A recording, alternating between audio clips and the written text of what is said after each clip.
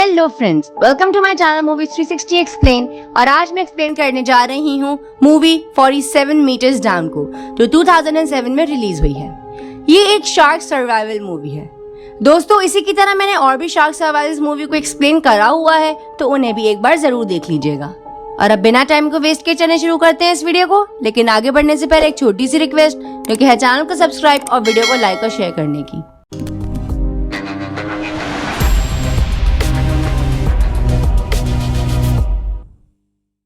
Movie के start में हम लीजा और केट नाम की दो लड़कियों को देखते हैं, जो अपनी बोरिंग लाइफ में कुछ एक्साइटमेंट लाने एक रिजॉर्ट पर आई थी। दोनों थोड़ी देर स्विमिंग करने के बाद ड्रिंक करते हैं, जहां केट लीजा के बॉयफ्रेंड स्टुअर्ट का जिक्र करती है और कहती है कि अगर वो यहाँ होता तो हम सब मिलकर और ज्यादा एंजॉय करते, जिसे सुनकर लीजा अब एक फेक स्माइल देती है। इसके बाद रात में जब दोनों अपने रूम में सो रहे होते हैं, तो केट की बीच में आंख खुलती है और उसे लीजा नहीं दिखाई देती। वो रूम से बाहर लीजा को ढूंढने जाती है और लीजा उसे पूल के पास रोती हुई नजर आती है। वो उससे रोने की वजह पूछती है और लीजा बताती है कि स्टुअर्ट और उसका ब्रेकअप हो गया है, क्योंकि स्टुअर्ट की नजर में लीजा बहुत बोरिंग पर्सन थी। इसीलिए केट उसका मूड चीयर अप करने के लिए उससे एक क्लब ले जाती है, जहाँ उनकी मुलाकात एवियर और लुइस से होती है। उनकी दोस्ती अच्छी हो जाती है, तो वो दोनों लड़के उन्हें अपने वीकेंड का प्लान बताते हैं। दरअसल ये दोनों हर वीकेंड एंजॉय करने के लिए खुद को एक केज में बंद करके पानी में जाते थे और वहां मौजूद शार्क्स को काफी करीब से देखते हैं। और नेक्स्ट वीक के प्लान में वो दोनों केट और लीजा को ज्वाइन करने का कहते हैं, जिस पर केट एग्री कर जाती है, लेकिन लीजा मना कर देती है क्योंकि उसे ऐसी चीजों से बहुत डर लगता था। लेकिन केट किसी भी तरह करके लीजा को कन्विंस कर लेती है। नेक्स्ट मॉर्निंग सभी एक बीच में मिलते हैं। उसके बाद ये सब अपने प्लान के मुताबिक एक बोट तक पहुंच गए थे, जहां उनकी मुलाकात टेलर नाम के एक आदमी से होती है, जो कि बोट का कैप्टन था। और अब वो उन्हें उस जगह ले जाता है जहां से वो सब केज डाइविंग करने वाले थे। वो सब काफी एक्साइटेड होते हैं और तभी उस बोट के कैप्टन का वर्कर पानी में कुछ मरी हुई मछलियों को खून डालता है, ताकि शार्क्स उससे अट्रैक्ट होकर आ जाएं। और कुछ ही देर में ऐसा होता है कि उनकी बोट के आसपास काफी शार्क्स जमा हो जाती हैं, जिन्हें देखकर लीजा को अब काफी डर लग रहा था। फिर सबसे पहले लुइस और एवियर केज में बंद होकर पानी में जाते हैं और तभी टेलर लीजा और केट को कुछ इंस्ट्रक्शंस देता है, जिसमें उसने बताया कि ऑक्सीजन 200 बार्स तक रहेगा और पानी में जाते ही वो 100 बार्स पर आ जाएगा। लेकिन जैसे ही ऑक्सीजन लेवल 50 बार्स पर आ जाए, तो तुम मुझे सूट पर लगे माइक्रोफोन की हेल्प से बता देना, मैं तुम्हें पानी से बाहर निकाल लूंगा। साथ ही साथ वो उन्हें ये भी कहता है कि तुम लोग पानी के अंदर धीरे धीरे सांस लेना, क्योंकि जल्दी जल्दी सांस लेने की वजह से ऑक्सीजन काफी जल्दी खत्म होती है। जिसके बाद लुइस और एवियर पानी से बाहर आ गए थे और अब बारी थी केट और लीजा की। दोनों केज में लॉक होकर समंदर में जाते हैं और उनके समंदर में जाते ही अब काफी शार्क्स आ गई थी, जिन्हें देखकर केट अब उनकी फोटोज ले रही थी। खैर, वो दोनों बहुत एंजॉय कर रही होती हैं कि इसी दौरान इनके केज की केबल स्लिप हो गई और इस वजह से केज पानी में थोड़ा नीचे चला गया था। मगर लीजा को ये सब देखकर कुछ सही नहीं लग रहा था, इसीलिए वो टेलर को जल्द से जल्द उन दोनों को ऊपर खींचने का कहती है। टेलर उन दोनों को ऊपर ला ही रहा था कि तभी बदकिस्मती से उनके केज पे लगे केबल के साथ साथ बोट पे लगी क्रेन भी टूट जाती है, जिसकी वजह से अब दोनों केज के साथ ही 47 मीटर्स डाउन समंदर के सरफेस पर आ गए थे। साथ ही साथ वो क्रेन भी उसी केज के दरवाजे पर गिर गई थी। इतनी ऊंचाई से गिरने की वजह से ये दोनों बेहोश हो चुके थे, जिसके साथ साथ लीजा को चोट भी लग गई थी। फिर केट होश में आती है और लीजा को भी होश में लाती है। समंदर में इतने नीचे और शार्क्स के करीब इतना ज्यादा आकर लीजा अब काफी डर गई थी।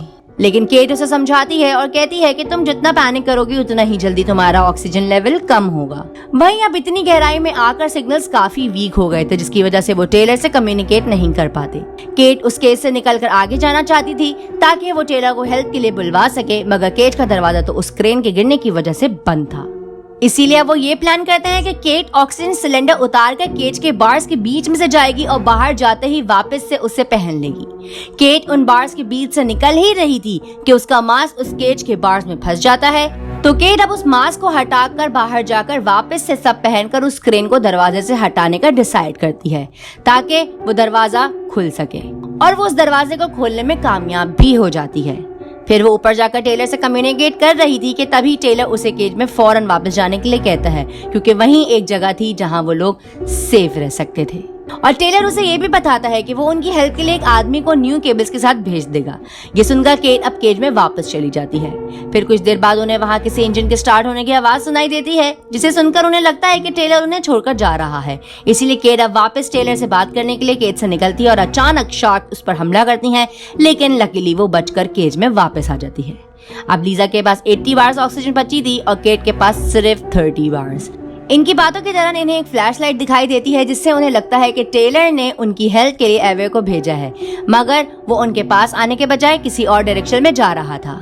इसलिए लीजा एक पत्थर उठाकर केज पर मारती है ताकि वो उसकी आवाज से एवे का अटेंशन अपनी तरफ ला सके। लेकिन साउंड प्रोड्यूस करने के बाद भी वो उनसे दूर जा रहा था और अब लीजा उसे ढूंढने के लिए केज से बाहर जाती है, क्योंकि केट के पास ऑक्सीजन काफी कम थी।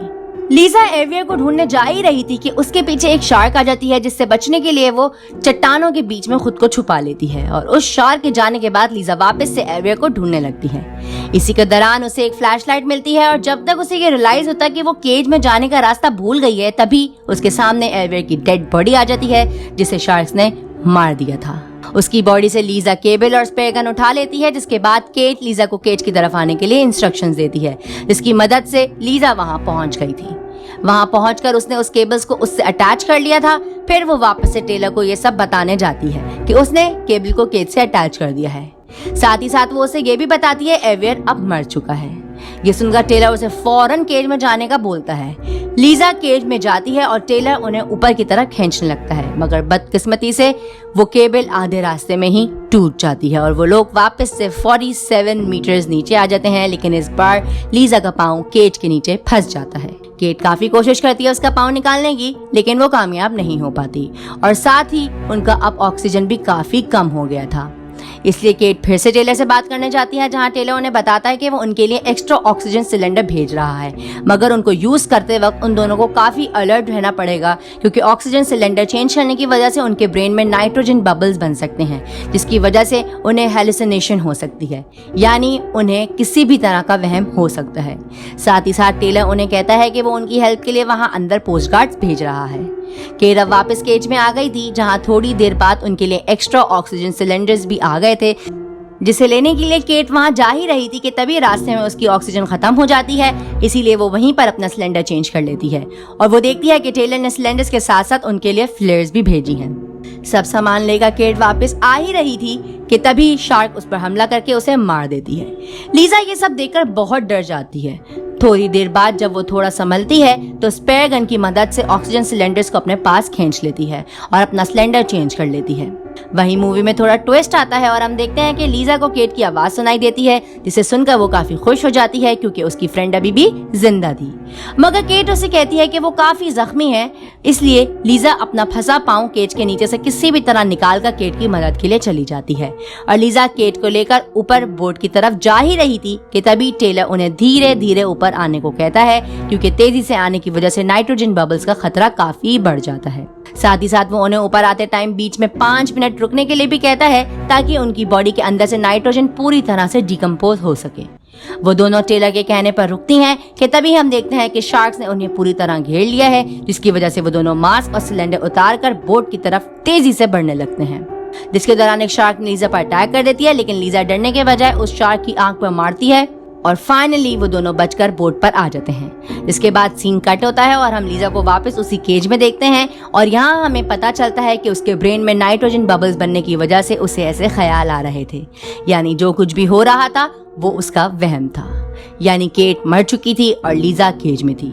जिसके बाद वहाँ पोस्ट गार्ड्स आकर लीजा को सही सलामत बोट तक ले जाते हैं और इसी के साथ हमारी ये मूवी यहाँ पर खत्म हो जाती है। तो दोस्तों, ये थी मूवी 47 मीटर्स डाउन की एक्सप्लेनेशन और मुझे उम्मीद है कि आपको ये एक्सप्लेनेशन जरूर पसंद आई होगी।